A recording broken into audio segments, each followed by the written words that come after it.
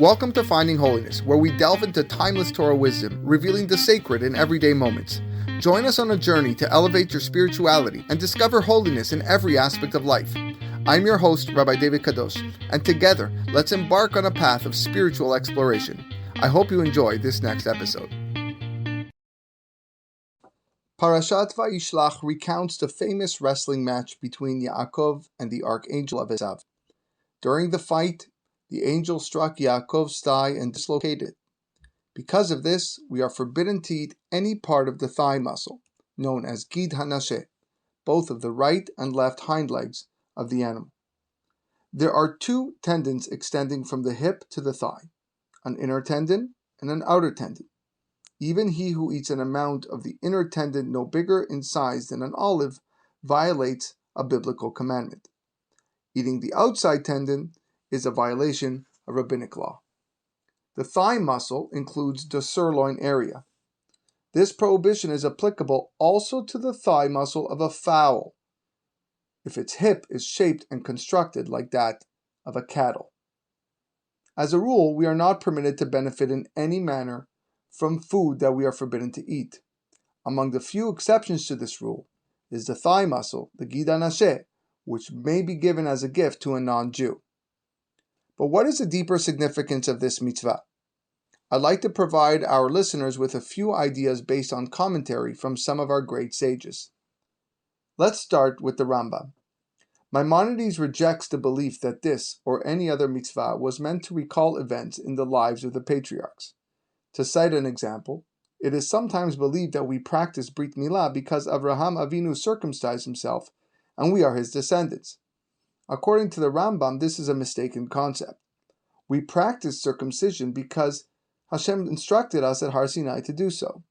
Similarly, we refrain from eating the thigh muscle, not because we are descendants of Yaakov, whose thigh muscle was hurt, but because Hashem commanded us at Har Sinai not to eat that part of an animal. The Torah relates that on the night before his confrontation with the angel of Esav, in which his thigh was injured, Yaakov was left by himself. He was alone when he encountered the angel who engaged him in a struggle.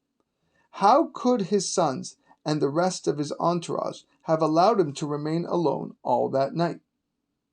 In memory of this incident, says Zechizkuni, we refrain from eating the thigh muscle to remind us that we must never permit a fellow Jew to feel that he is alone in the world. The Rav Al-Shich explains that there is a rabbinic interpretation that Yaakov was stricken with lameness as a punishment for having married two sisters, although the law forbidding a man to marry two sisters had not yet been given to Bnei Israel.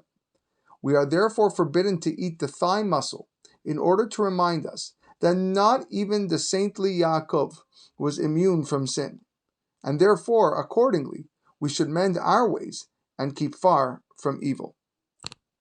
But for me, it is a commentary of the Seforno and Sefer HaChinuch which takes the cake. According to the Seforno, the symbolic significance of this mitzvah is to show that a Jew must not allow a physical handicap to discourage him in his fight for survival. He explains that we want to show that the place where Yaakov was wounded is not important. This is how a person should deal with failure. When you fail in one area, you can't become depressed over it. What is the HaNashe? Nothing important. We throw it away. Every time a person refrains from eating the HaNashe, he is reminded not to be overwhelmed by adversity. Rabbi Zev Leff quotes a Siftei Kohen, who says that the 365 prohibitions in our Torah correspond to the 365 sinews in the body, and each corresponds to a different day of the year.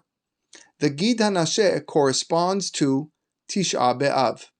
Tisha B'Av is a day of destruction. Other nations would have been devastated by the loss of their land, but Klal Yisrael perseveres even in Galut.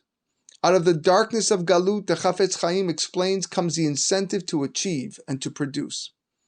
It is the darkness that is the motivating force in the continuation and enhancement of the Torah that we study, namely the Torah Shebe'al Peh, the Talmud.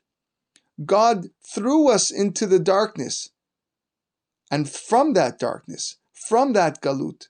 The body of the oral Torah that was compiled and written in Galut Bavel after the destruction of the first Bet HaMikdash came to be. Klal Yisrael was wounded when they had to leave Eretz Yisrael for Babylonia, but they continued to function and even to gain strength from the struggle. And therefore, says the Sefer HaChinuch, this mitzvah is a symbol of Bnei Yisrael's survival. Just as Yaakov faced a dangerous foe and emerged victorious, so too Jews throughout the ages should have faith that they will survive even the most devastating onslaughts of their enemies. And he stresses that the Jew must never despair, because help will always be forthcoming. With these ideas in mind, the willingness to improve and mend our ways, the keenness to sympathize, and the determination to survive, not eating the Gid HaNashe becomes a fundamental commandment in the everlasting legacy of the Jewish nation.